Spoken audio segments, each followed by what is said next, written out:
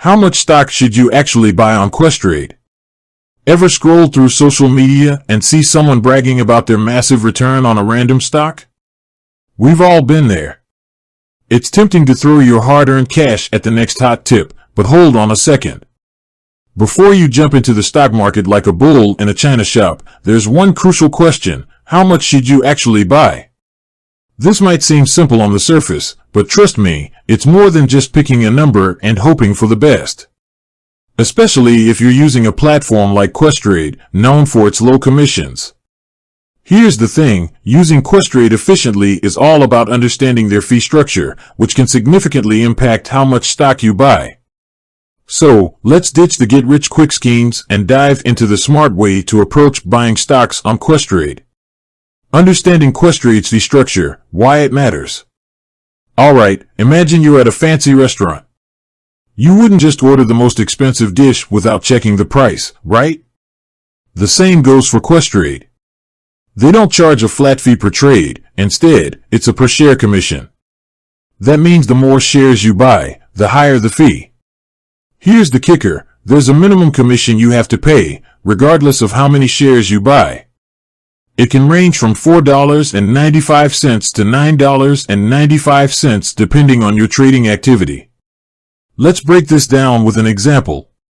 Say you set your sights on a stock trading at $5 a share. If you buy just one share, you'll pay the minimum commission, which could be almost $5. That eats up a huge chunk of your potential profit. On the other hand, if you buy 100 shares, the per share commission becomes negligible compared to the total value of your purchase. Finding the balance, your budget and risk tolerance. So, how much should you actually buy? Here's where it gets interesting. It depends on two main factors: your budget and your risk tolerance. Budget: this is all about how much money you can comfortably afford to invest. Remember, the stock market has ups and downs. Don't put all your eggs in one basket, especially if you're starting out. Risk tolerance: are you a thrill seeker who gets a kick out of volatility, or do you prefer a calmer investing experience? High-risk stocks might have the potential for higher rewards, but they also come with the potential for significant losses. Here's a general rule of thumb: the higher your risk tolerance, the larger the position size, number of shares, you might consider. But even risk seekers shouldn't go all in on a single stock. Strategies for efficient buying on Questrade.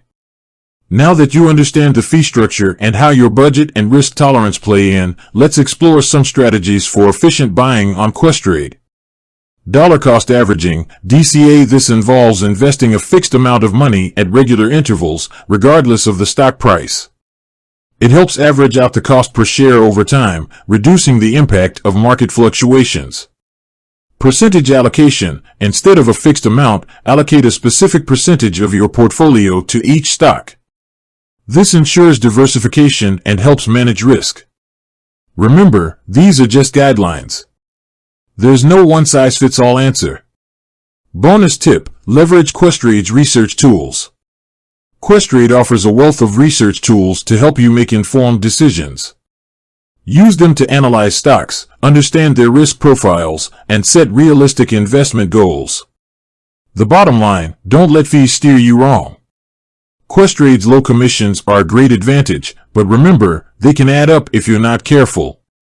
By understanding the fee structure, considering your budget and risk tolerance, and employing smart buying strategies, you can make Questrade work for you. With that said, thanks for watching, and until next time.